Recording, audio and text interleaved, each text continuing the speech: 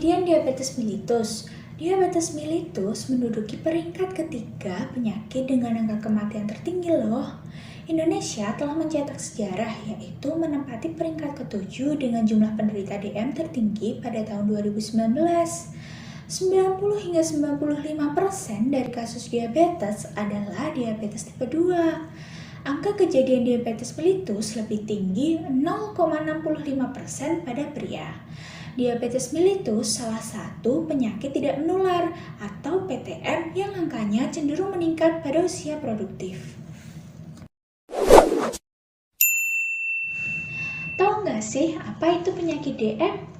Penyakit diabetes mellitus atau yang biasa dikenal dengan istilah kencing manis merupakan penyakit menahun yang ditandai oleh kadar glukosa darah yang melebihi nilai normal secara menahun. Sebutan glukosa darah sering dikenal oleh masyarakat dengan gula darah. Terdapat berbagai tipe diabetes mellitus. Tipe yang pertama, DM yang disebabkan tidak adanya produksi insulin sama sekali. Tipe yang kedua, yaitu DM yang disebabkan tidak cukup dan tidak efektifnya kerja insulin. Yang ketiga, gestasional, DM yang terjadi saat kehamilan. Dan tipe lainnya, yaitu DM yang dapat disebabkan oleh pemakaian obat atau penyakit lainnya.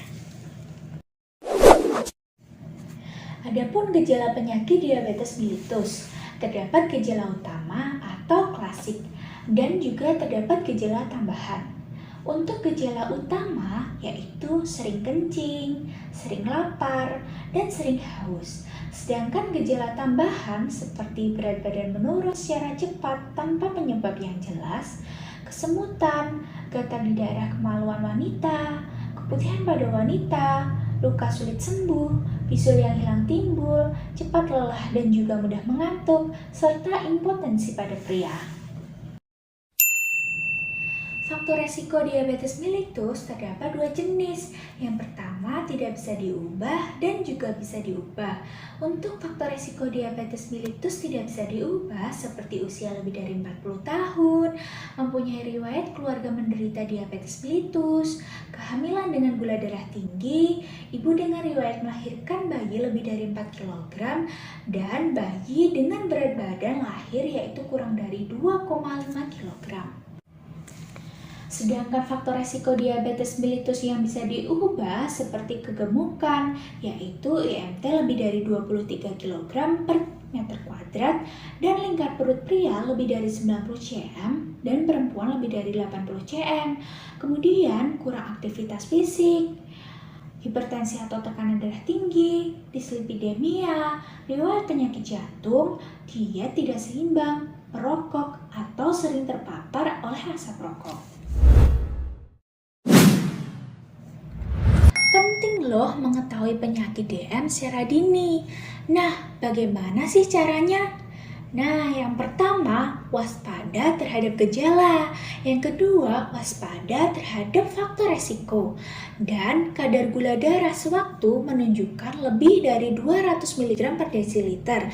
Sedangkan kadar gula darah puasa melebihi 126 mg per desiliter.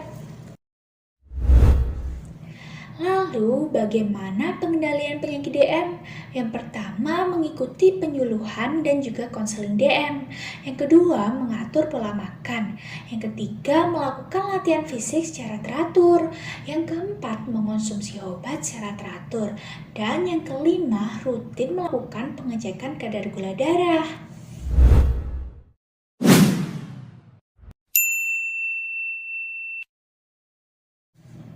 Nah, kita memiliki tips hidup sehat bagi penyandang diabetes nih. Ingat, batasi konsumsi atau hindari makanan dan minuman yang mengandung gula sederhana seperti gula pasir, gula jawa, sirup, coklat, susu kental manis, es krim, atau bolu dan cake.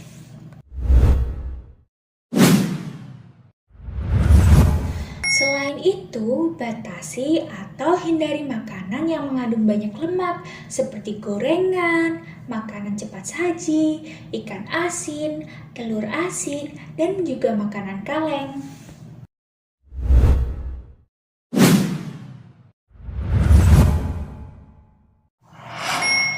pencegahan diabetes, seperti mengendalikan faktor resiko agar tidak jatuh sakit. Sadar akan kondisi kesehatan masing-masing individu. Memperhatikan asupan makanan dan minuman. Melakukan aktivitas fisik secara teratur selama 30 menit per hari atau 150 menit per minggu dengan intensitas sedang ya.